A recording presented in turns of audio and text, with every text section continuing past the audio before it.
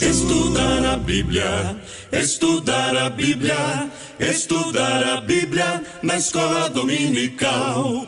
Estudar a Bíblia, estudar a Bíblia, estudar a Bíblia na escola dominical. Vem mais de Deus aprender, fortalece e faz crescer. É domingo de manhã na EBD.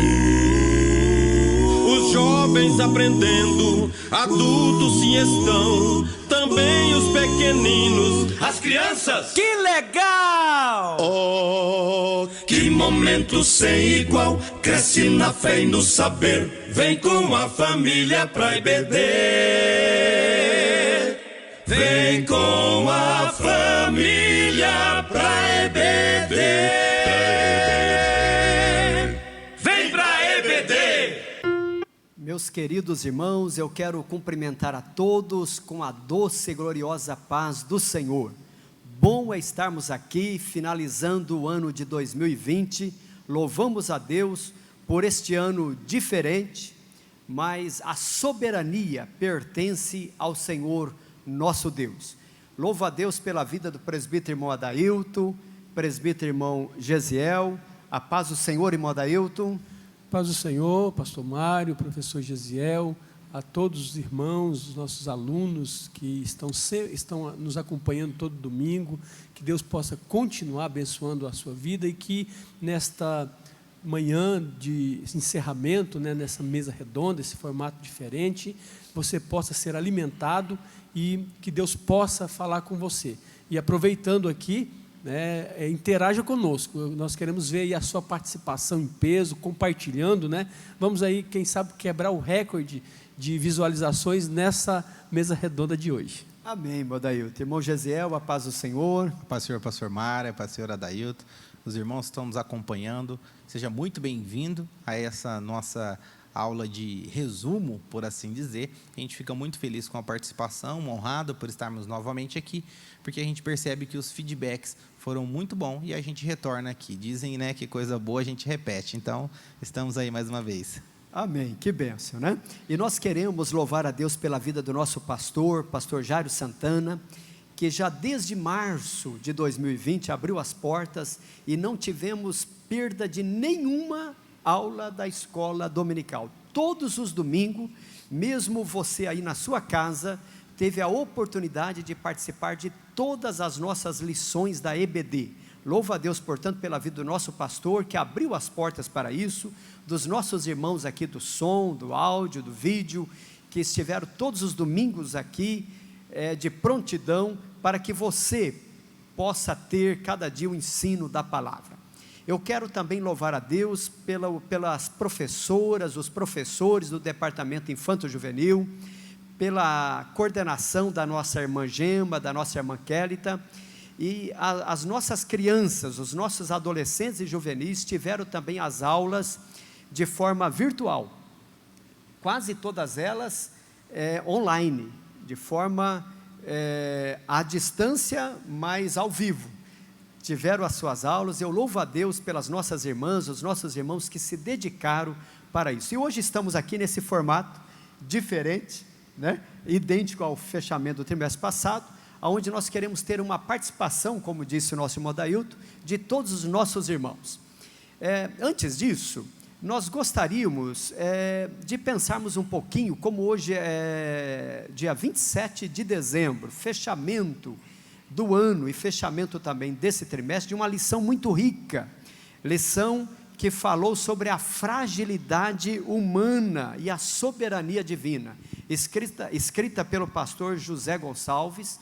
Foram 12 lindas lições, e hoje nós estamos fechando com essa lição, uma chave de ouro, que tem por tema, quando Deus restaura o justo. Você pode ver na tela, logo aí ao lado, o tema dessa nossa lição, quando Deus restaura o justo, dia 27 de dezembro. Na tela a seguir, nós colocamos aí para você acompanhar conosco o texto áureo, que é a parte que mais brilha desta lição.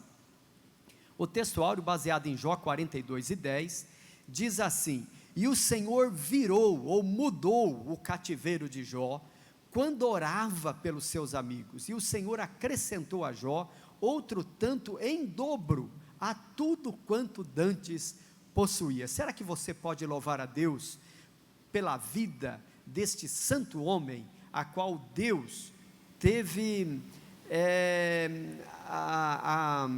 onde Deus teve a felicidade, né, de dar a este homem tudo em dobro daquilo que ele possuía? Louvado seja o Senhor. Veja na tela a seguir a nossa verdade prática, que nada mais é do que o resumo desta lição em uma frase só, que diz assim, que a restauração do ser humano acontece em razão do amor e da misericórdia de Deus, e não como consequência do esforço pessoal, piedade ou atos de bondade. Eu quero convidar aqui, e a ajuda dos nossos irmãos, presbítero irmão Adailton, irmão Gesiel, para nós procedermos à nossa leitura bíblica em classe, que está no livro de Jó, no capítulo de número 42, nós vamos ler alguns versículos aqui. Eu vou começar lendo o primeiro, o irmão lê o segundo, irmão Adailton, e assim sucessivamente. Jó capítulo 42, olha o que diz o versículo 1. Então respondeu Jó ao Senhor e disse: bem sei que tudo podes, e nenhum dos teus pensamentos podem ser impedidos. Quem é aquele, dizes tu, que sem conhecimento encobre o conselho? Por isso falei do que não entendia, coisas que para mim eram maravilhosíssimas e que não compreendia. Escuta-me, pois, e eu falarei, e eu te perguntarei, e tu ensina-me. Com ouvidos meus ouvidos ouvi, mas agora te veem os meus olhos. Por isso me abomino e me arrependo no pó e na cinza. Sucedeu, pois, que acabando o Senhor de dizer a Jó aquelas palavras, o Senhor disse a Elifaz o temanita: a minha ira se acendeu contra ti e contra os teus 2 amigos, porque não disseste de mim o que era reto, como o meu servo Jó. Então foram Elifaz o temanita, e Bildade o suíta, e Zofar o naamantita, e fizeram como o Senhor lhe dissera, e o Senhor aceitou a face de Jó. E o Senhor virou o cativeiro de Jó, quando orava pelos seus amigos. E o Senhor acrescentou a Jó outro tanto em dobro, a tudo quanto dantes possuía. Também teve 7 filhos e 3 filhas. E depois disto, viveu Jó 140 anos, e viu a seus filhos e aos filhos de e viu os seus filhos e aos filhos de seus filhos, até a 4ª geração. E a gente finaliza nesse verso aí que é muito reflexível para nós, né? Verso de número 17, que diz assim: então morreu Jó, velho e farto de dias. Amém. Amém. Né? É o que eu quero. Glória a Deus. Glória a Deus. Louvado seja o Senhor, né? Muito bem. Na tela a seguir, você pode ver aí o objetivo da nossa lição, que é mostrar o grande amor de Deus evidenciado na prosperidade de seus filhos. Meus amados, eu quero chamar a sua atenção, você aluno da nossa EBD, que durante esse trimestre inteiro esteve conosco, caminhando, estudando, aprendendo, lição riquíssima essa daqui, quanta profundidade, né, foram extraídas desses 42 capítulos do livro de Jó. E nós gostaríamos de fazer aqui, irmão Gesiel, irmão Adailton, uma recapitulação dessas 12 últimas lições, mas de uma forma diferente. Como é um fechamento, né? E você em casa poderá interagir conosco. Nós vamos fazer aqui algumas perguntas, você poderá colocar a resposta aí no chat, né? Você que está na plataforma do Facebook ou pelo YouTube, escreva aí qual que é a sua opinião, qual que é a sua sugestão de resposta, e no domingo que vem, 1º domingo de janeiro, nós vamos sortear, irmão Gesiel, uma Bíblia que nem essa aqui. Olha, excelente, vamos hein? sortear entre todos aqueles que estiverem participando do chat, pelo Face ou pelo YouTube, de uma Bíblia Sagrada completa, e também de 2 livros, 2 livros, estarão sentando 2 livros e uma Bíblia, estaremos sorteando no domingo que vem, entre todos aqueles que estiverem participando. O que você acha, irmão Gesiel? Uma grata surpresa, né? E a irmã Adailton? Como é que a gente pode participar também? Pois é, Ou eu será? acho que eu vou, eu acho que nós vamos excluir aqui os 3 aqui, né? E deixar para os nossos internautas em casa, para que você participe conosco, você coloque aí o seu glória a Deus, o seu amém, diga como que foi bom participar, ou se não foi bom participar das aulas virtuais, e no domingo que vem, nós teremos o prazer aqui de estar com todos os nomes daqueles que participaram e fazendo aqui um sorteio. Muito bem, como que nós vamos fazer então aqui? Eu gostaria de lançar, irmão Gesiel, irmão Adailto, gostaria até de começar pelo irmão Adailto, e eu coloco até na próxima tela a seguir aí, colocando assim uma pergunta, e quem sabe você em casa, qual seria a sua resposta? Você que estudou essa lição, acompanhou essas 12 últimas aulas, né? A pergunta é, quantos filhos teve Jó? Irmão Adailto, olha, quantos filhos teve Jó? E me cite o nome de pelo menos uma de suas filhas. Será que alguém em casa pode colocar agora aí no chat? Quantos filhos? Você sabe quantos filhos... Olha bem a pergunta, né? Cuidado para não ser pego de surpresa. É verdade. Quantos filhos teve Jó? Olha E aí. qual o nome de pelo menos uma de suas filhas? Tá fácil. E agora, irmão Essa é Adailto? fácil, né? Pode responder, pastor Mário? Pois não, pois Então não. vamos lá. A resposta está na própria Bíblia, né? Capítulo 1 de Jó, versículo 2, diz assim, ó: e nasceram-lhe 7 filhos e 3 filhas. Então nós já temos aqui a primeira parte, né? 7 filhos e 3 filhas. 10. Jó, capítulo 42 e o versículo 13, nós temos a segunda parte da resposta. Cadê? Vamos lá. Aqui. Versículo 13. Também teve 7 filhos e 3 filhas. Então, foram 10, mais 10, 20 filhos.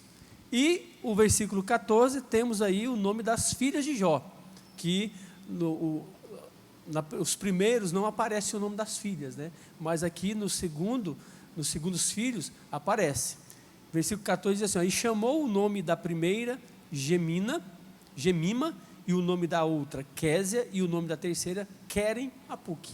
Então, se você em casa respondeu 10 filhos, você respondeu a metade, tá certo? A resposta está pela metade. Pela metade. Então, ao todo, ele teve 20 filhos, né? Isso é uma coisa até interessante, né, irmão Adailto? Porque filhos, o irmão até comentava conosco antes aqui de nós iniciarmos a aula, como que é? Filhos a gente não perde, é isso? Nós comentávamos nos bastidores aqui, né, que é interessante porque Jó recebeu tudo em dobro. E às vezes, eu já vi muitas pessoas, professor Gisele, dizer que só filhos que não, porque filhos não substituem, é verdade, né? Um filho não substitui o outro. Mas se a gente partir do princípio que a gente perde coisas, pessoas a gente não perde, né? Então Jó, ele teve também o dobro de filhos, porque Jó teve 10 filhos, esses filhos que morreram, ele não perdeu, porque eles continuam existindo, né? O que deixou de existir foi a matéria. Então, se nós pensarmos na morte como sendo apenas o término da matéria, mas que a essência continua, né? Então Jó não perdeu 10 filhos, eles mudaram de endereço. Eles tinham, agora, a partir da sua restauração, ele tem 10 filhos no céu e tem 10 filhos na terra. Amém. Louvado seja o Senhor. Eu até coloco na tela a seguir aí, para que você veja a resposta, né? É isso mesmo, ó, 20 filhos no total, tem lá as citações bíblicas, e as filhas, né? Aliás, o nome Késia aí, é traduzido também, irmão Gesiel, por Cássia, né? Tá certo? E eu digo isso assim com um sorriso no rosto, né? Porque a minha filha é Cássia, e veja que a Bíblia vai dizer que não teve moças mais lindas do que as 3 filhas de Jó, né? E eu resolvi copiar um pouco a Jó, né? Trazendo aí o nome à minha filha. Muito bem. Eu coloco na tela a seguir, irmão Gesiel, uma outra pergunta, e você em casa poderá compartilhar. Compartilhe aí vamos ver se você sabe desta resposta, vamos ver se as lições aqui, se os professores, né, souberam repassar bem o conteúdo. Quem escreveu o livro de Jó? Porque parece, irmão Gesiel, que segundo diz, o livro de Jó foi o primeiro livro a ser escrito. Isso. Né? Quem escreveu o livro de Jó e em que ano foi escrito? Isso, já pode responder? Será que alguém em casa sabe? Vamos guardar um pouquinho, né? Vamos ver se as pessoas dá fazem um suspense, né? Será que a técnica coloca lá o pipe? Eu acredito que é importante os irmãos aí interagir através do chat, né? Colocar aí o que vocês acham, né? Quem que foi que escreveu e o período que foi escrito. Se os irmãos têm uma ideia quanto a isso. E a gente tem possíveis respostas quanto a isso. Com relação a quem escreveu, existem várias suposições, né? Alguns dizem que foi Moisés, outros Salomão, outros dizem que foram Esdras, né? A questão é que a gente tem esse registro para a gente extrair lições, né, da própria revelação de Deus. Mas em que período foi escrito? Uma coisa interessante, está em Jó, no capítulo 42, é interessante só para a gente entender um pouco qual seria esse período que foi escrito. Jó 42 e o verso de número 11. Acompanhem comigo aí, meus irmãos, vou fazer a leitura.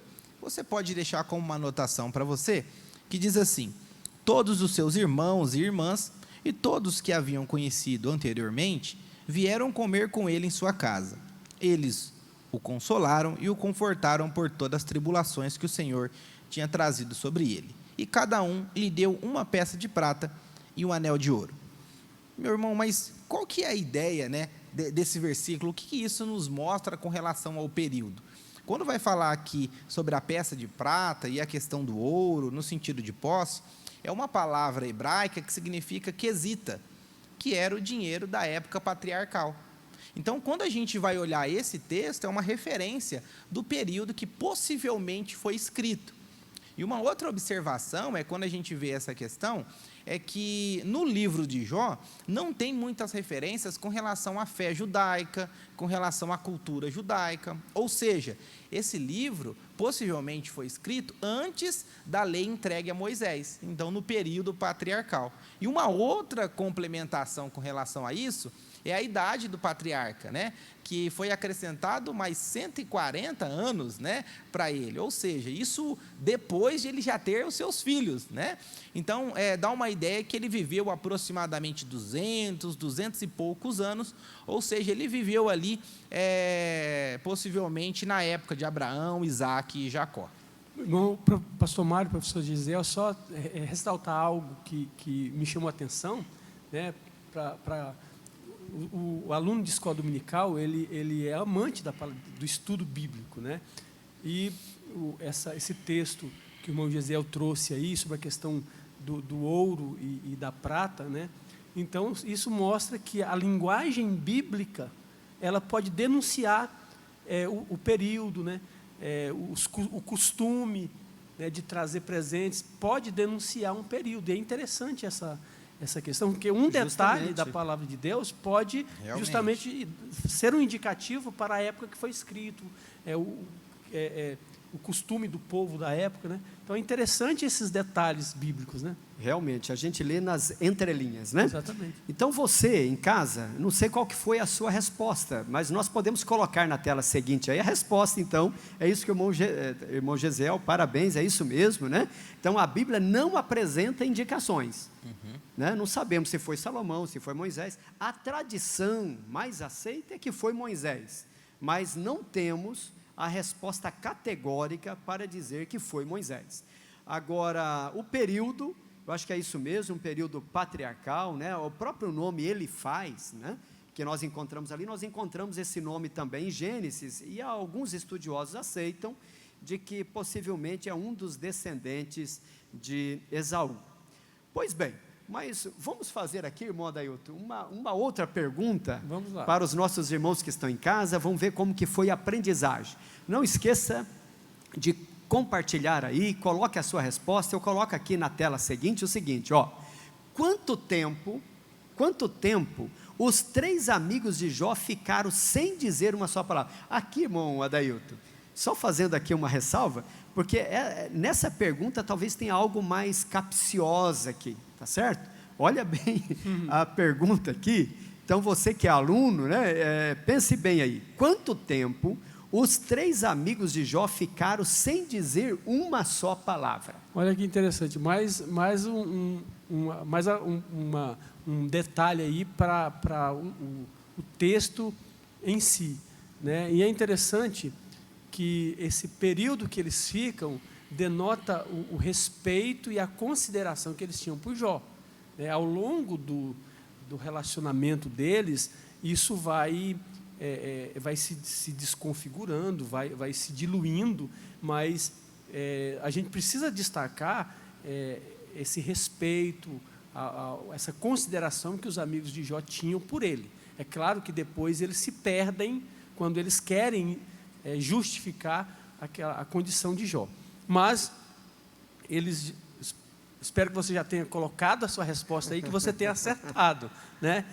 Mas os amigos de Jó, eles ficaram 7 dias e 7 noites ali junto com Jó, vestido de pano de saco, coberto de cinza, ou seja, se condoendo literalmente com Jó. Eles ficaram 7 dias e 7 noites. Então, né? Quem respondeu 7 dias, respondeu a metade. Também a resposta pela metade. Meio ponto aí, né? Tá certo? Então, 7 dias e 7 noites. Vai ganhar meia Bíblia, né, pastor?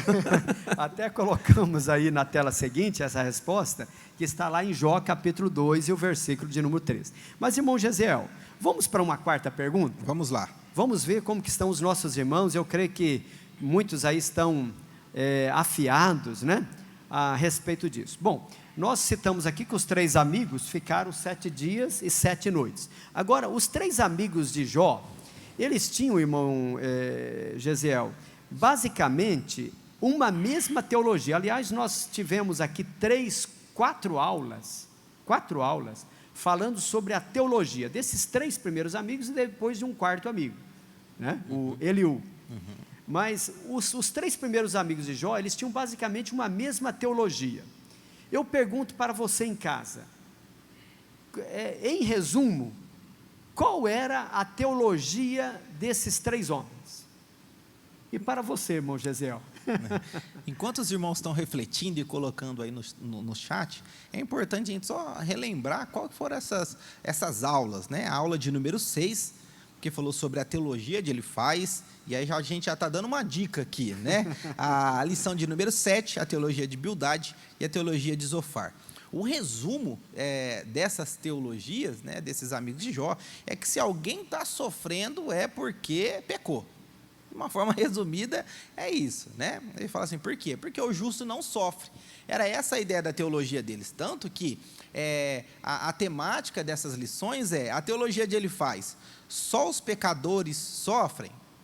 Começa essa pergunta, né? Porque era essa a ênfase. A de Bildade, se há sofrimento, há pecado oculto? Era isso que ele reforçava. Se há sofrimento, tem pecado escondido aí. E a teologia de Zofar é que o justo não passa por tribulação, porque a ideia dele é que o justo, ele não passa por tribulação. Se está passando por tribulação, é porque pecou. Então, resumidamente, era essa a ideia que os amigos de Jó tinham. Muito.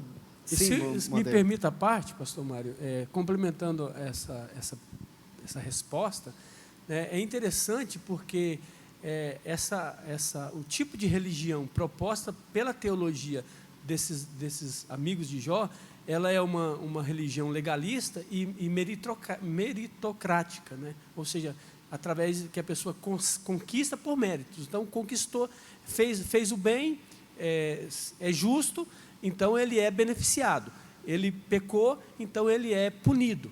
E é interessante porque a teologia que eles apresentam é justamente o que Satanás argumenta com Deus. Sim. Que Jó, ele se relacionava com Deus porque Deus havia o cercado de bens. A gente percebe, Modeio, então, que isso não é coisa nova, então, né? Porque hoje em dia prevalece muito, mesmo no meio chamado evangélico, né? Essa teologia que tem origem satânica. E é interessante a gente pensar que os amigos de Jó, eles não faziam isso intencionalmente, mas eles estavam desenvolvendo a teologia de Satanás. Sim, correto.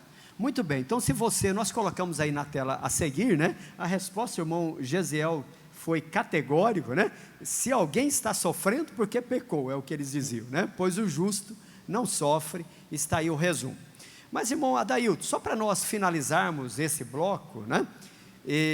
Eu gostaria de trazer ainda uma quinta e quem sabe última pergunta nessa breve recapitulação dessas 12 lições. Eu coloco aí até na tela para você que está em casa.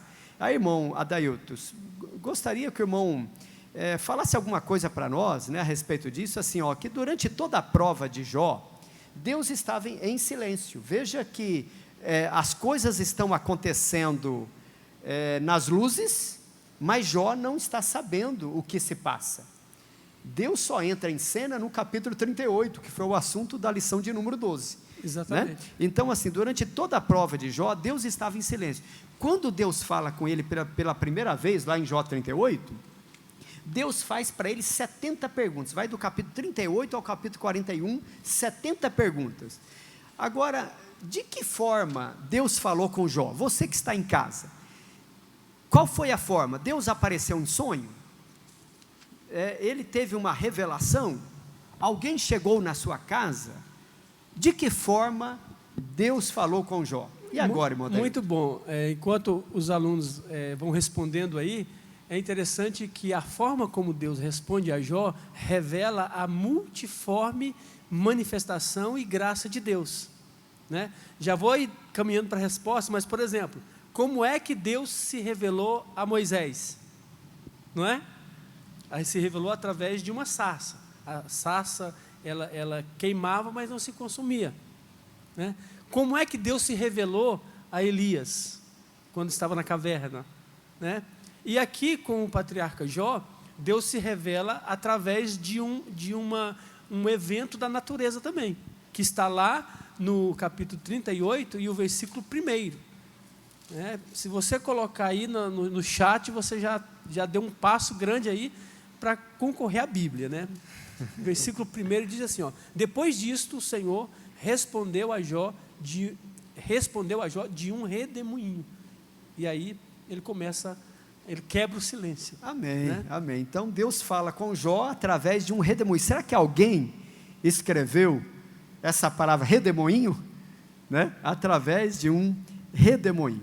Muito bem, eu quero louvar a Deus pela sua vida. Aqui é apenas esta questão de interação, esta recapitulação rápida, mas eu creio que deu para termos aqui alguma aprendizagem hoje, nesta breve recapitulação. Nós vamos agora para um intervalo, logo a seguir nós voltaremos para o nosso segundo bloco, mas eu quero pedir a vocês que fiquem agora com algumas considerações, com alguma mensagem de alguns alunos da nossa EBD, o que eles têm a dizer, ou o que ele tem, ou ela tem a dizer para nós, como que foi o impacto da EBD na sua vida neste ano de 2020.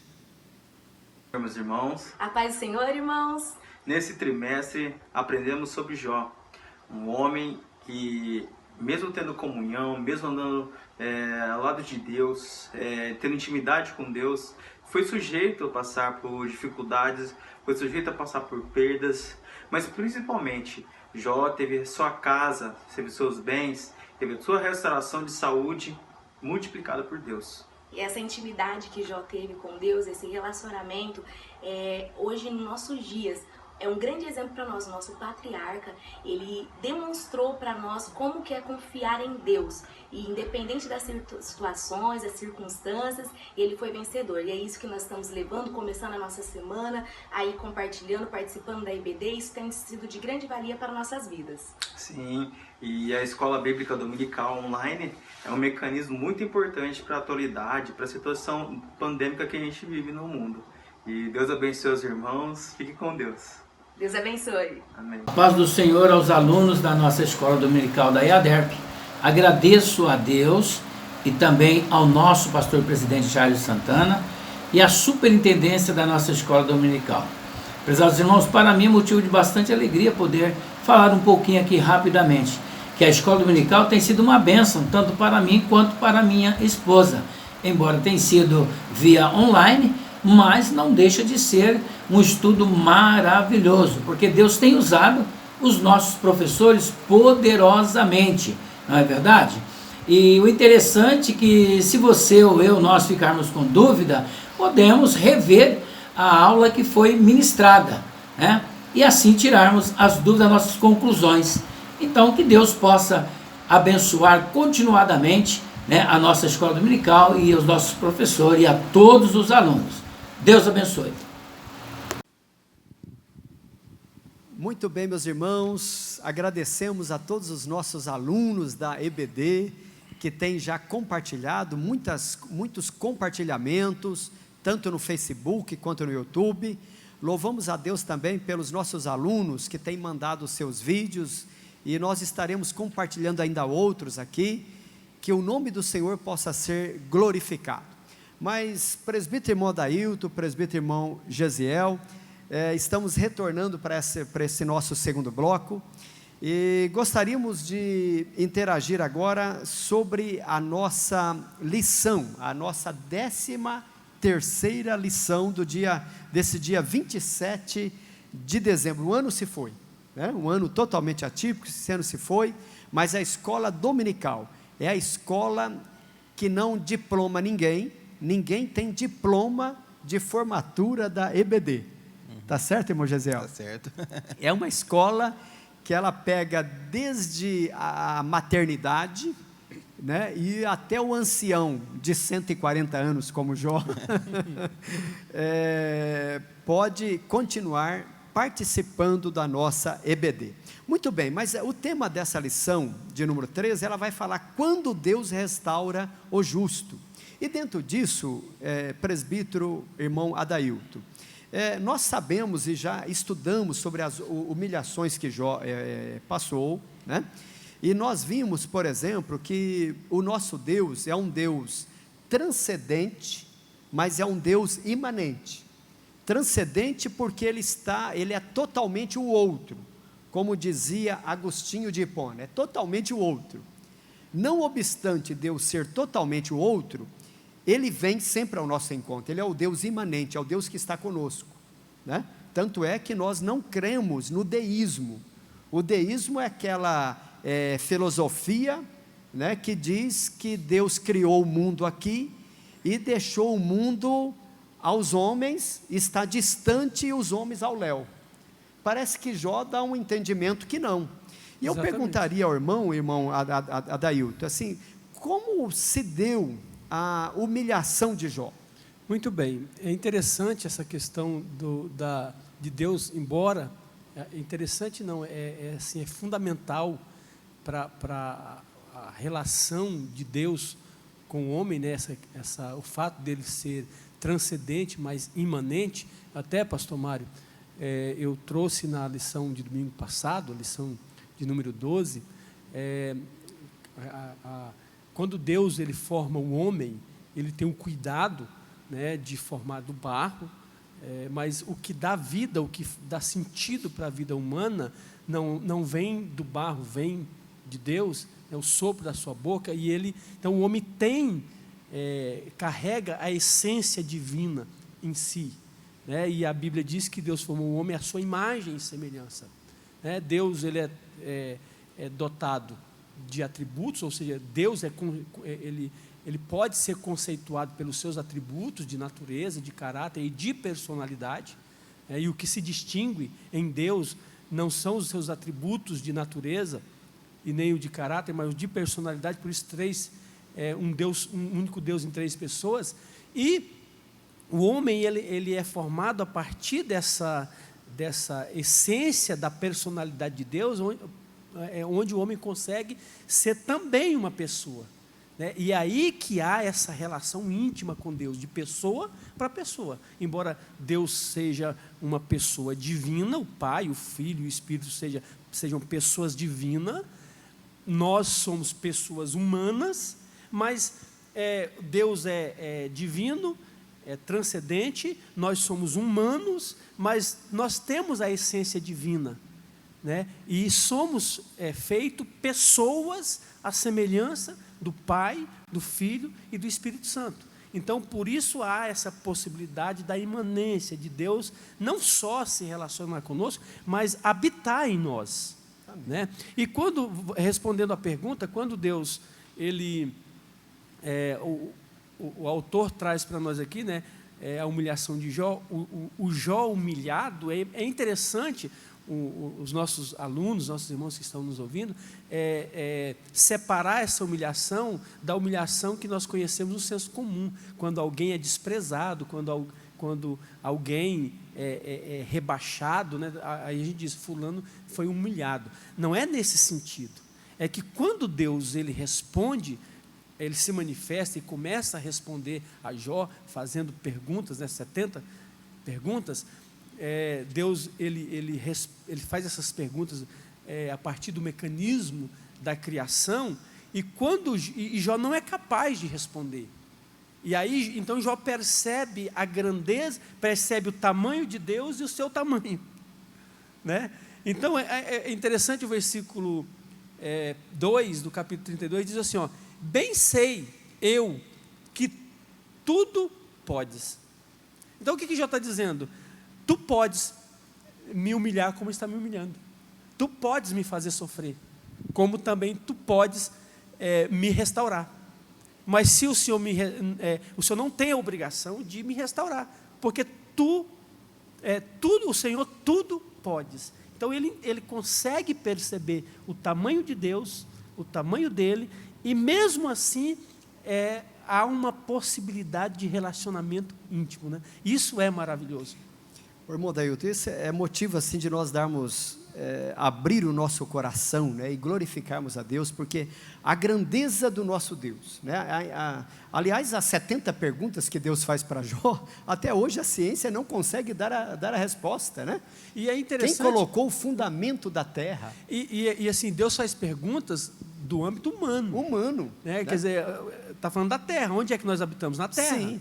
Agora, fala dos ventos, nós sentimos o vento. Então, Deus faz perguntas do âmbito humano, que Jó olha e diz, olha, eu ponho a mão na minha boca, né? Eu me calo. Alguém chega a dizer, irmão Adailton, que diante de Deus, o ser humano não tem uma outra forma, senão cair de joelhos. Exatamente. Né? A um Deus nós caímos de joelho e o adoramos.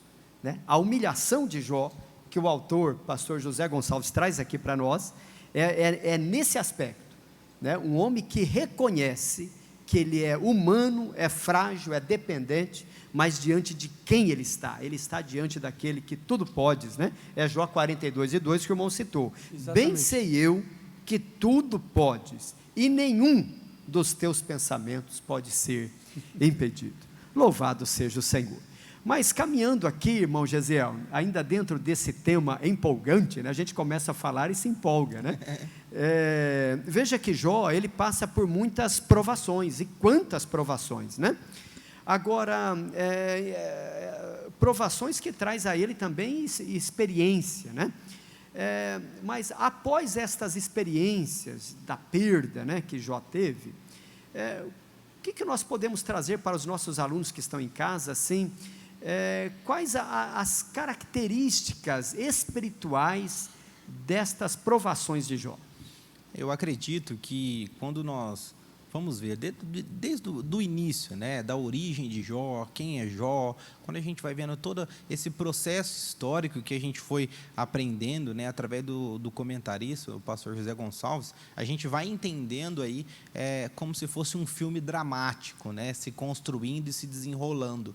O interessante é que em muitos momentos a gente consegue se colocar no lugar de Jó, ou pelo menos tentar, né, se aproximar das dificuldades, das intempéries. E o que a gente entende é que toda provação, ela ainda tem duas características. você passa pela aprovação. Ou você é aprovado ou reprovado, né? Então, toda prova, você vai conseguir entender isso, né? E assim como o pastor Mário comentou, a gente está numa escola. Então, na escola sempre vai ter essa ideia de aprovação ou reprovação. Mas o interessante é que tudo isso na vida de Jó serviu, essa provação serviu para trazer algumas características, né, de vivência e de relacionamento com Deus. E até na nossa lição, aí no ponto de número 3, o teólogo Roy Zuck, ele fala assim, olha, que Jó, ele possuía um conhecimento de Deus apenas de tradição. E ele coloca aqui no sentido de segunda ou terceira mão, aquele conhecimento de tabela, né, de tradição, não era de experiência, mas a partir do momento que Jó foi provado, ele foi testado por Deus, ele passou nessa prova, né, no esmeril de Deus, né, ele saiu muito mais tendo uma experiência vivencial com Deus. E além disso, como a gente comentou no ponto 1 e no ponto de número 2, no sentido de submissão, de humildade, a gente percebe que toda essa humilhação de Jó, essa provação, trouxe para ele, né, mais humildade, referência, submissão e principalmente experiência com Deus. E assim, irmão Gesiel, a gente percebe que na nossa vida não é diferente, né, nos nossos dias hoje. Parece que a provação, ela tem esse aspecto de nos fazer sairmos mais forte do outro lado, né? Pessoa que tem uma vida muito boa, parece que as coisas acontecem ordinariamente, né? São pessoas que muitas vezes não crescem na vida, né? Os meus pais chegam a dizer que a gente tem que ter lombo grosso, né? E na fé cristã parece que é assim também, né? Há uma necessidade de que, e o próprio Jesus vai falar isso, que no mundo tereis aflições, né? A aflição, ela não, ou as provações, ela não serve, ela não tem o intuito tão somente de acharmos que Deus virou as costas para nós. Pelo contrário, é para nos mostrar que Deus está conosco, apesar das aflições. Eu acho interessante que quando a gente fala nesse processo de provação, e se comparando, né, na nossa vida diária, as dificuldades e aflições que enfrentamos, a gente precisa entender que essa aprovação é uma forma de nos impulsionar na direção de Deus, né? Correto. Muito bem. Louvado seja o Senhor, né, que isso também possa ser uma realidade no nosso viver diário, né, que as provações do dia a dia venham nos aproximar cada dia mais do nosso Senhor. Professor irmão Adailton, eu traria até para o irmão aqui, baseado ainda no nosso capítulo 2 da nossa lição, o capítulo 2 da nossa lição vai falar sobre a intercessão de Jó. Nós já estudamos em lições passadas, né, os 4 amigos de Jó, incluindo aí o Eliú, mas os 3 primeiros amigos, parece que Deus cobra um preço muito caro desses 3 amigos, pedindo para que eles vão até Jó, né? Eu perguntaria para o irmão o seguinte: qual foi o porquê, né? Porquê e qual a reação de Deus para com esses 3 amigos de Jó? Muito bem, muito boa essa pergunta para refletirmos, pastor Mário, professor Gesiel, os irmãos que estão nos acompanhando aí, porque a princípio, quando nós pegamos a revista, né, o autor, ele coloca no primeiro subtópico aí do tópico 2, a ira de Deus, né? E quando nós, no versículo 7 do capítulo 42, isso fica claro, né? Sucedeu, pois, que acabando o Senhor de dizer a Jó aquelas palavras, o Senhor disse a Elifaz, o temanita: a minha ira se acendeu contra ti e contra os teus 2 amigos, porque não dissestes de mim o que era reto com o meu servo Jó. Então aqui já responde, né? Então, em primeiro lugar, eu dividiria essa resposta, esse versículo, em 2 partes. Primeiro, né, que Deus se ira não é porque não é com os indivíduos, né, os amigos de Jó, mas o que a teologia deles representa. Justamente como nós já citamos aqui, a teologia dos amigos de Jó exclui, anula a imanência de Deus, essa proximidade, essa relação, né? Na teologia dos amigos de Jó, não há lugar para misericórdia nem para graça. Né? Porque se eu fizer coisas erradas, eu sou punida. Né? Se eu for assertivo, eu sou beneficiado. Então, não há lugar para misericórdia e graça. E isso ia ao encontro do argumento de Satanás lá no começo, que Jó só servia a Deus como serviço, só tinha aquelas qualidades porque Deus havia cercado de bens. Então, Deus se ira, não é com o indivíduo, mas pela teologia que eles representavam. Então, Deus não tinha nada com a pessoa deles, tanto é que Deus manda eles procurarem Jó, porque Deus também não queria perdê-los. Né? E aí a segunda parte responde, né? Porque não dissestes de mim o que era reto. Ou seja, a teologia que vocês construíram de mim não me representa. Então é por isso que eu estou irado com vocês. Mas a minha ira também, é interessante pensar, irmãos, que mesmo na ira de Deus havia lugar para a restauração também dos amigos. A graça estava presente. Exatamente. Né? E a gente veja também, irmão Adailton, assim, que veja bem que esses amigos de Jó, não obstante parece ter uma amizade longa, né? Veja que eles passam 7 dias e 7 noites, irmão Gesiel, assentado em cinza. Quem de nós faríamos isso por um de nossos amigos? Né? Mas eram homens sábios, mas eles não compreenderam o que estava se passando, não compreendiam até então, né? Mas Deus muda isso. Veja que a prova de Jó, além de Deus mostrar para Satanás, além de Deus provar a Jó e fazer com que Jó saia restaurado e mais forte do outro lado, curou também esses 3 amigos. Né? Esses 3 amigos são alcançados pela graça de Deus. Né? Mas Deus é um Deus justo, e Deus vai trazer a palavra de ordem. Olha, vão até o meu servo. É interessante, né? Porque eu costumo dizer, pastor Mário, professor Gesiel, irmãos, que a ira de Deus, ela não é destrutiva. Nós precisamos ter esse olhar. A ira de Deus não é destrutiva. Quando nós olhamos ao longo da Bíblia, a ira de Deus é no sentido de nos restaurar. Por exemplo, eu vou citar aqui um exemplo. Vou citar 2 exemplos.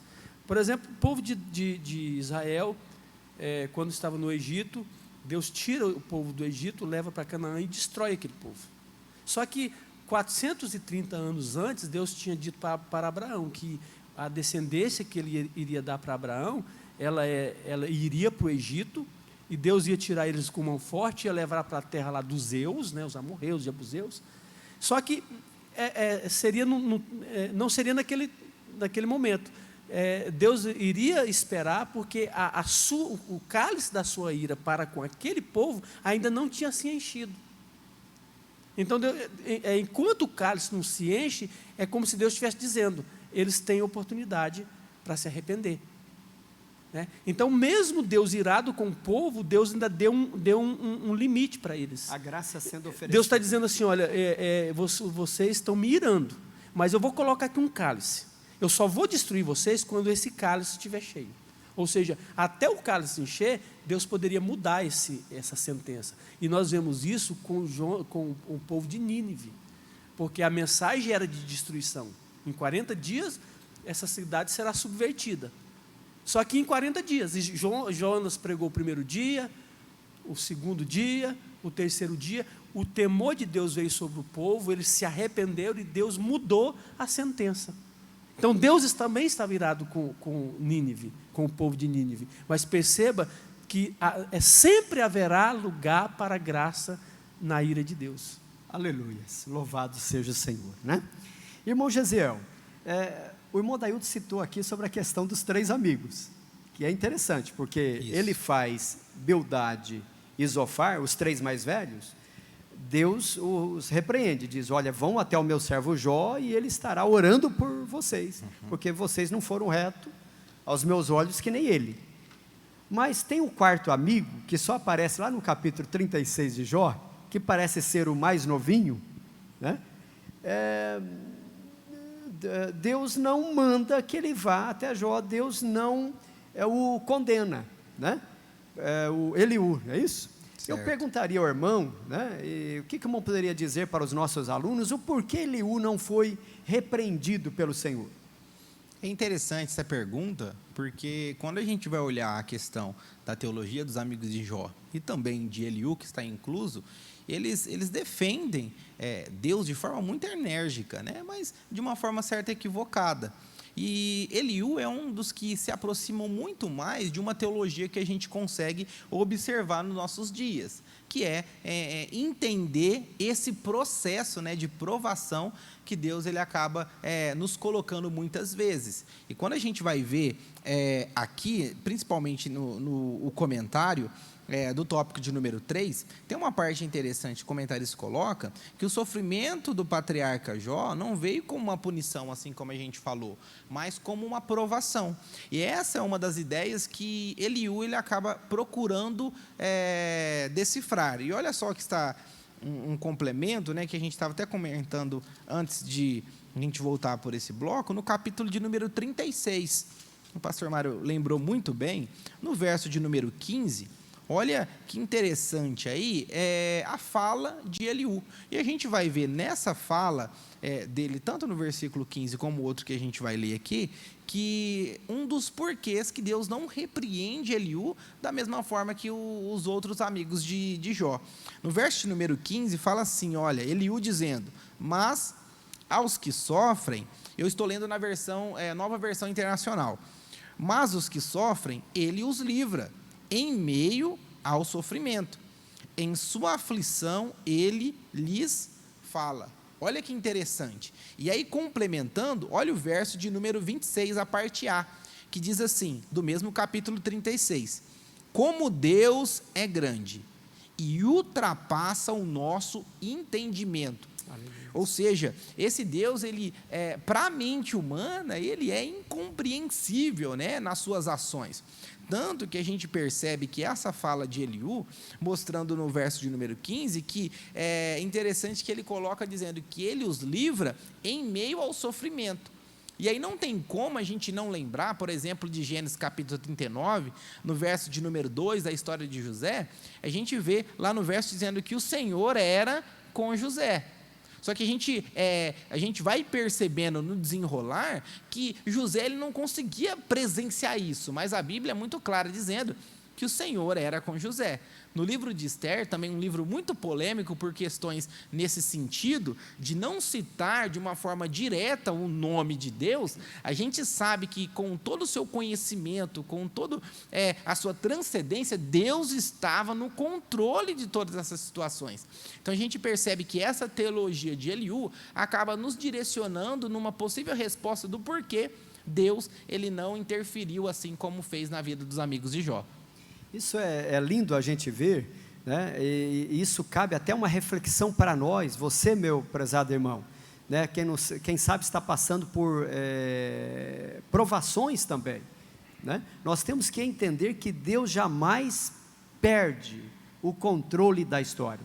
Deus está no comando, né? A Bíblia diz que nada escapa do seu controle. Deus, ele é o transcendente. Mas mesmo tendo esse controle de tudo, ele é aquele que vem sempre ao nosso encontro. E até diante disso, irmão Gesiel, o que nós poderíamos citar ainda para os nossos alunos?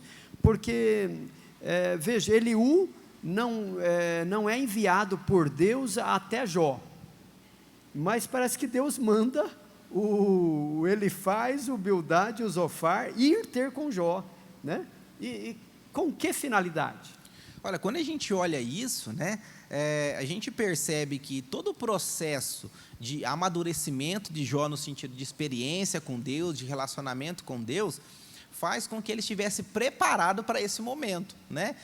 Em um momento em que muitas pessoas ficam esperando, né, com aquela filosofia de dar o troco, né, de querer revidar, de querer mostrar, olha, assim como você fez, a gente vai fazer também, né? Uma filosofia deturpada. A gente percebe que o encaminhar de Deus, né, dos amigos para ir em direção a Jó, foi uma forma de mostrar que o Jó ele foi curado, né? O Jó ele foi transformado, ele estava ali para fazer totalmente de uma forma muito mais relacionamento de Deus, mostrando isso que ele tinha para os seus amigos, do que uma forma de acusar os amigos por conta da sua teologia, né? É interessante essa fala do professor Gesiel, pastor Mário, irmãos que estão nos acompanhando, que quem ora por alguém, nessa oração não há lugar para ressentimento, não há lugar para mágoas, não há lugar para vingança, né? Isso não está claro na Bíblia, mas a oração de Jó é no sentido de restaurar também os amigos, né? E quem ora por alguém, se eu estou orando pela sua restauração, eu jamais vou colocar ressentimento nessa oração, até porque se houvesse, Deus não ouviria. Né? E isso é lindo ver, irmão Adailton, porque assim, Deus curou o orador, né? E Deus curou os amigos para quem o orador estava orando. Deus curou o intercessor e o alvo da intercessão. Realmente. Né? E é bom a gente ver, irmãos, assim, a grandeza do nosso Deus, né? Como Deus foi carinhoso com Jó. Porque Jó, que estava sendo massacrado, humilhado pelos seus amigos, né? Tido como alguém que tinha sido abandonado por Deus, Deus faz de Jó agora um sacerdote. Ele vai orar, interceder pelos seus amigos. E é interessante, não sei se o irmão vai abordar essa questão, que depois os irmãos, né, os amigos e a sociedade vem ter com Jó e trazer presente. Acho que não sei se dá tempo. É o capítulo 42, né? É o capítulo 42 e o versículo 11. Então, assim, a gente só presenteia quem a gente honra. Realmente. Né? Então, assim, aquela reputação que tinha se perdido pelo meio do caminho, agora ela está sendo reconstruída também. Restabelecida. Nós louvamos a Deus pela sua vida, aluno da escola dominical. Estamos fechando aqui este bloco e eu gostaria de te convidar para você permanecer aí. E nós estaremos ouvindo mais alguns testemunhos de alunos da nossa EBD, que durante estes meses, e principalmente esse último trimestre, tem sido abençoado por Deus pelo ensino da palavra. Aguarde um pouquinho e nós já voltamos para o terceiro e último bloco. Olá, meus irmãos, a paz do Senhor a todos. Quero aqui deixar os meus parabéns a toda a equipe da IADERP, a todos os professores da Escola Bíblica Dominical, pelas aulas online ministradas, que têm sido grandes bênçãos em nossas vidas durante todo esse ano de 2020, no qual aconteceu toda esta pandemia. Mas, graças a Deus, que até aqui nos ajudou o Senhor. Deus abençoe a todos. A paz do Senhor Jesus. Graças a Deus, tudo em paz, tudo bem. Creio que também todos estejam bem. As aulas da EDB são muito proveitosas, com verdadeiras explicações e com valiosíssima aprendizagem. Acredito que, mesmo virtual, houve grande aproveitamento e sempre é aguardada com ansiedade e expectativas.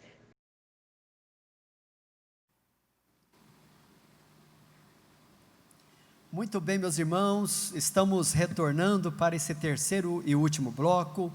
Louvamos a Deus pela sua vida. Se você está sendo abençoado pelo Senhor com esses ensinos, ou com esse ensino da palavra, dê aí o seu joinha, o seu ok, compartilhe, né?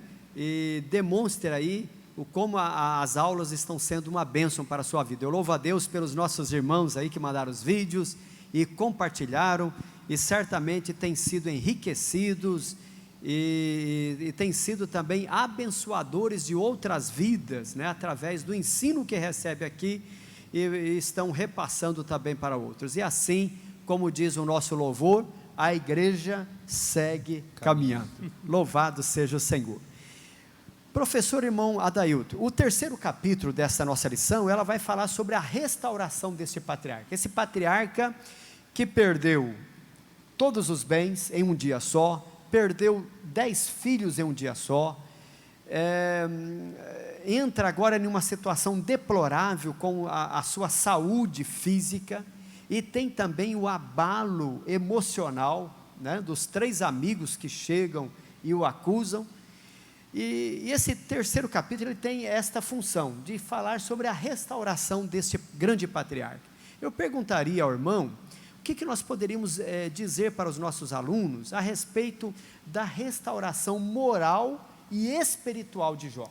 Muito bem, achei interessante a forma como o pastor José Gonçalves ele divide essa restauração, porque o Jó, todas as suas estruturas psíquicas e emocionais e a estrutura social dele são trituradas, né? Até no capítulo 29 ele fala sobre a maneira como a sociedade ouvia, né? E foi diluída, mas o sofrimento que ele passa, as perdas que ele passa, assim, é de uma dimensão de dano psíquico e emocional, assim, terríveis, né? E o interessante é que o autor ele traz aqui que Jó é restaurado moral e espiritual, né? Que é uma restauração de fórum íntimo, né? O que nós chamamos na psicologia o próprio self, né? Deus restaura o seu self, que é a maneira como ele se sente, a maneira como ele se vê, a maneira como ele se percebe, né? Então, houve um dano terrível, e Deus ele tem esse cuidado de restaurar Jó moralmente, que fala de fórum íntimo, e espiritualmente, né? Para depois, então, eu vou deixar para o professor Gisel responder, mas para depois também cuidar da parte social. Então, Deus é um Deus que não se preocupa só com as nossas demandas internas. Deus também se preocupa com as nossas demandas externas, né? Isso Deus, é lindo, né, Modesto? Exatamente. Isso é lindo a gente ver o cuidado de Deus, né? Deus olha o homem por inteiro, né? Porque é interessante, porque lá no capítulo 29, a fala de Jó ali mostra como as pessoas viam Jó, né? Mas o self, que a gente chama de eu próprio, de ego, é como eu me percebo, é como eu me vejo. Então, uma coisa é como a sociedade me vê, e outra coisa é como eu me percebo. Então, precisa haver um equilíbrio, né? De repente, eu me percebo de uma forma totalmente disfuncional com como a sociedade me percebe. Então, Deus tem esse cuidado de restaurar o self, ou seja, o eu de Jó, a maneira como ele se percebe, para depois, então, ele restaura também. Então, assim, é o cuidado de Deus, né? Deus se preocupa conosco nos mínimos detalhes, né? Então, isso expressa o mais puro e afetuoso cuidado de Deus para conosco. Então, quando eu vi isso aqui, achei maravilhoso que o autor trouxe para nós essa questão. É lindo a gente ver isso, né? E dentro disso, irmão Gesiel, até porque Deus, ele não tem essa questão da lei da retribuição, como alguns imaginam, né? Porque tem pessoas que chegam até a dizer, olha, eu tenho crédito com Deus. Verdade. Tem esta ousadia, né? Verdade. Dizer, eu tenho crédito com Deus. Mas assim, além do que o professor irmão Adailton citou aqui com muita precisão, a respeito desta restauração moral e espiritual de Jó, Jó também ele foi restaurado socialmente e materialmente, né? O que nós poderíamos dizer a respeito disso? Realmente, além dessa restauração moral e espiritual, a gente percebe que Deus ele cuida nos mínimos detalhes, né? Então, além dessa restauração moral e espiritual, a gente percebe aí a restauração social e material. E um dos versículos que já foi lido e também citado, que está em Jó, no capítulo 42, verso 11. Mas também eu quero ler o verso de número 10. Eu li, né, naquela complementação da resposta do período patriarcal, o verso número 11, mas eu quero também ler o verso número 10, que diz assim, depois que Jó orou por seus amigos, o Senhor o tornou novamente próspero e lhe deu em dobro tudo o que tinha antes. Todos os seus irmãos e irmãs e todos os que o haviam conhecido anteriormente vieram comer com ele em sua casa. Eles o consolaram e confortaram por todas as tribulações que o Senhor tinha trazido sobre ele. E cada um deu uma peça de prata e um anel de ouro. E aí vamos finalizar com o verso de número 12, que fala assim: o Senhor abençoou o final da vida de Jó mais do que o início. Quando a gente olha isso, a gente percebe que um dos pontos aí crucial para Jó, e que foi uma questão muito particular, né, foi o seu afastamento do seu convívio social. Primeiro pelo fato das suas doenças, né, que ele acabou sendo afastado, mas pelo fato também das acusações que ele acabou sofrendo, pela perda dos seus bens, enfim, toda aquela sua responsabilidade que ele tinha socialmente, como uma referência, como um conselheiro, como uma pessoa de posse, ele havia perdido tudo isso. E para ele foi algo totalmente desafalador, né? Foi algo ruim demais. Só que a gente percebe que Deus ele cuida até nos mínimos detalhes, ao ponto de que no verso de número 10, todos os seus amigos, né, todas as pessoas que ele tinha um convívio, vai ao seu encontro. E ele tem uma restauração social. E o interessante também é que, além disso, ele tem uma restauração também material. E a gente percebe que em tudo isso, Deus estava cuidando de Jó. Nosso Deus é maravilhosíssimo, né? Aliás, essa palavra maravilhosíssima está até no capítulo 42 e o versículo 3, né? Dizendo, por isso falei do que não entendia, coisas que para mim eram maravilhosíssimas. Não, nosso Deus tem todo o poder, né? Todo o poder está nas suas mãos, e Deus restaura a condição social e material de Jó, a tal ponto que dá a ele tudo em dobro, né? Tudo em dobro. O versículo a seguir, o versículo 12 do que o irmão leu, a Bíblia faz questão de dizer até a quantidade, porque teve 14 mil ovelhas, 6 mil cabelos. Você vai vendo, é tudo realmente o dobro, né? Isso, tá a certo? Prosperidade material na vida de Jó. Então, meus amados, parece-me que passar provação, né, quando ela é proposta por Deus para a nossa vida, é uma bênção. O problema é quando eu passo por provação pelos meus próprios erros. Esse é um grande problema, é isso? Uma dívida que eu contraí maior do que eu podia pagar. Fruto das nossas escolhas, né? Fruto das nossas escolhas e muitas vezes da nossa vaidade. Mas quando é uma provação que vem do alto para testar a nossa fidelidade, Deus é aquele que está pronto a atender o aflito e atender o necessitado, e muda o cativeiro, como mudou aqui de Jó. Louvado seja o Senhor. Então nós aprendemos nesse trimestre a respeito deste patriarca, que tem sido um exemplo para a nossa vida de fé. Como que nós temos que aprender com o patriarca Jó. Mas eu gostaria, irmão Dailton, para nós partirmos já para a conclusão da nossa lição, perguntar ao irmão, porque Deus nos prova. Isso é certo. Isso é claro, todo né? cristão passa por provação, né? Mas Deus nos prova porque Ele quer nos punir, ou Ele prova porque nos ama? Olha que interessante, né? Essa pergunta, ela nos chama a uma reflexão, né? Porque muitas vezes a gente tem uma tendência, até inconsciente, ou seja, sem analisar esse pensamento, a gente olha para alguém que está sofrendo e diz, olha, deve ter feito muito mal, deve ter semeado muita coisa ruim, por isso que Deus está fazendo isso com ele. Então, nós não podemos confundir a nossa colheita com um agir como sendo algo de Deus. É claro que a lei da semeadura, consequentemente da colheita, é uma lei divina, mas muitas vezes nós colhemos algo de mal porque nós plantamos, e Deus não tem nada a ver com isso. Então não posso colocar esses frutos maus que eu estou colhendo, porque eu plantei lá atrás, colocar na conta de Deus, né? Então esse é o primeiro ponto.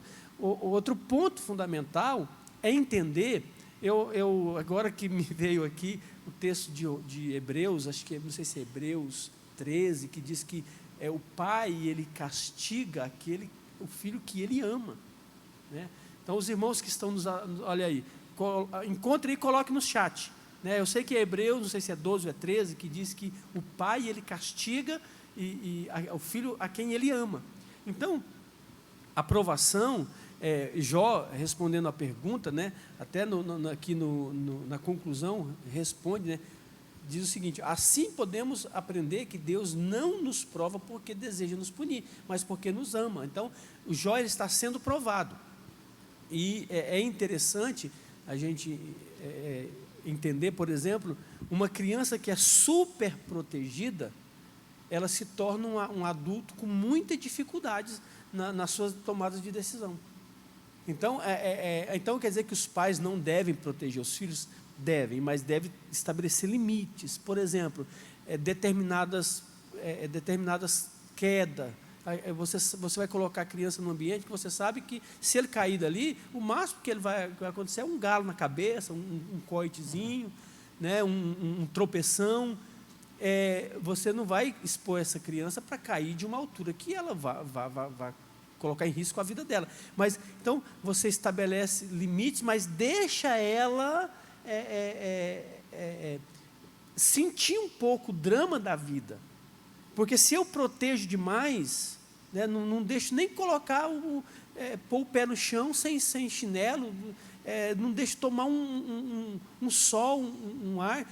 Então, essa criança super protegida, ela vai crescer e vai ter dificuldades.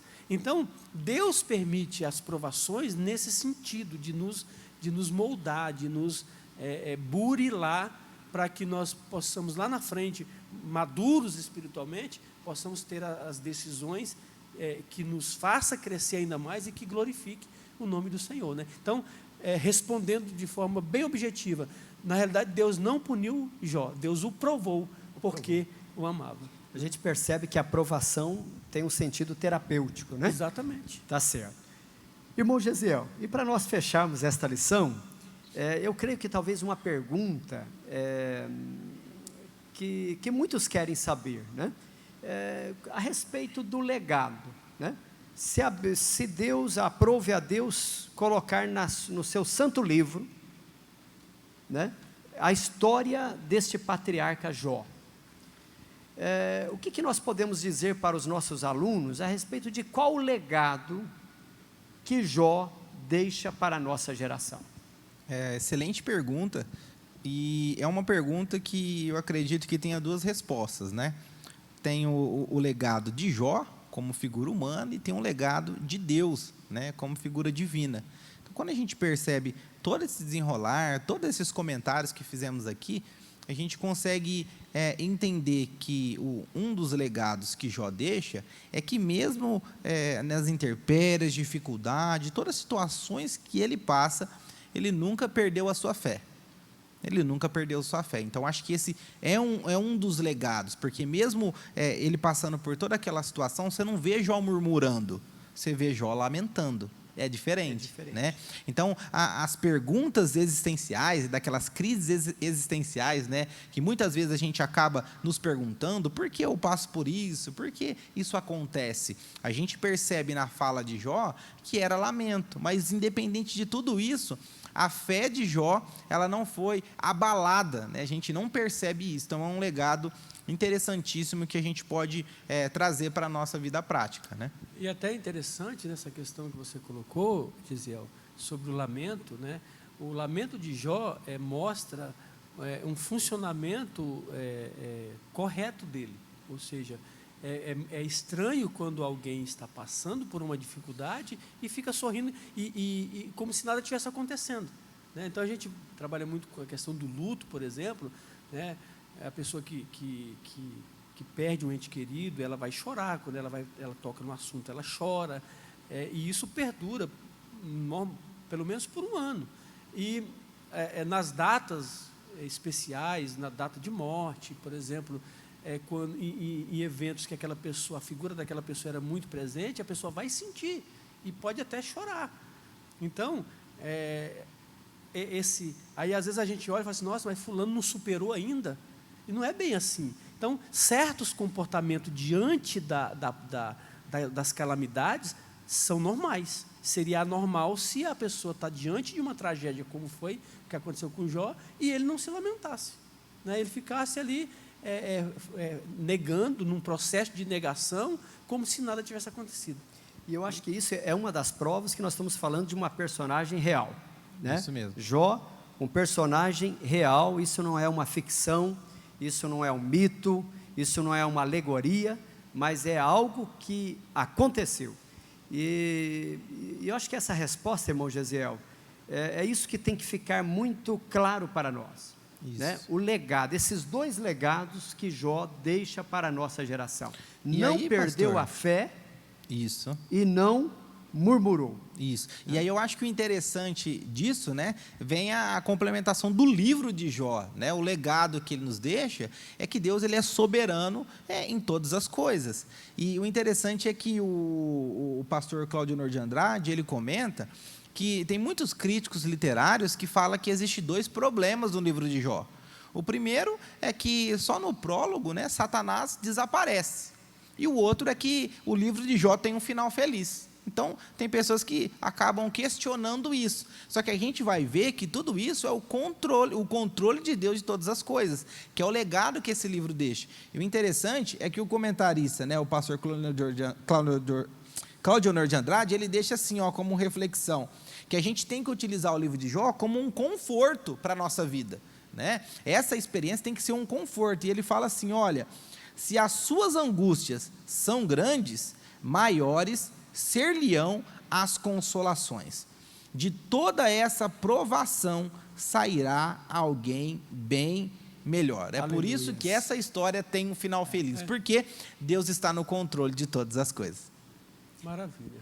Louvado seja o Senhor. Chegamos então ao final desta abençoada e rica lição, a fragilidade humana e a soberania divina, a respeito deste grande servo do Senhor, o abnegado servo do Senhor, Jó. Que esta lição possa ficar gravada nos nossos corações e, acima de tudo, que possamos tomar a atitude de fé que este homem tomou. Quero convidar a você, meu prezado aluno da EBD, incline a sua cabeça. Quero convidar o professor, irmão Adailto, e já aqui agradecendo o irmão Gesiel, o irmão Adailto, pela cooperação nesse trimestre, agradecer mais uma vez o nosso pastor Jairo Santana, os nossos irmãos que estiveram aqui durante este ano trabalhando para que a aula pudesse chegar até você, que Deus possa recompensá-los e dar o que deu a Jó, em dobro. Amém. Dar em dobro todo o esforço que os irmãos tiveram. Quero convidar o irmão Adailto para, juntamente com todos nós, orarmos ao Senhor. Muito bem. Quero, aproveitando também, faço minhas as palavras de gratidão do pastor Mário, de estar aí ao longo desse processo, desse ano, né, cooperando e servindo a igreja e aos irmãos. Então, vamos orar. Senhor nosso Deus, nós queremos te louvar nesta manhã, neste dia em que o Senhor propôs para estarmos juntos aqui, Senhor, conversando nesse formato diferente, mas eu creio que trouxe muitas reflexões para os nossos alunos, para os nossos irmãos, para aqueles que não são alunos da escola bíblica dominical, mas vai ter acesso a essa transmissão. Senhor, que o Teu Espírito continue falando nos nossos corações. Senhor, que nós possamos aprender, sobretudo, Senhor, que o que nos deve importar não é o processo pelo qual Deus nos submete, mas a maneira como nós lidamos com esse processo, a maneira como nós elaboramos, Senhor, o processo da provação. Não importa, Senhor, se grande ou pequeno aos olhos de alguns, cada um sabe, Senhor, aonde dói, cada um sabe o tamanho da sua dor, mas o importante é ter a certeza de que, assim como no processo vivenciado por Jó, o Senhor está presente, ainda que não seja possível ver com os nossos olhos, mas é possível, Senhor, se os nossos ouvidos estiverem aguçados, sentir, perceber a Tua presença, e que nem sempre, Senhor, o silêncio significa ausência de fala da Tua parte. Muitas vezes o silêncio pode estar nos ensinando e falando alguma coisa conosco. Então, Deus, nos ajuda a tirar essas lições preciosas e seguir nos nossos processos de provação, seguir a exemplo do patriarca Jó. É o nosso pedido, Senhor, e a nossa gratidão, no nome de Jesus. Amém. Amém. Tenha um ótimo domingo e tenha um feliz ano novo. Que Deus nos abençoe.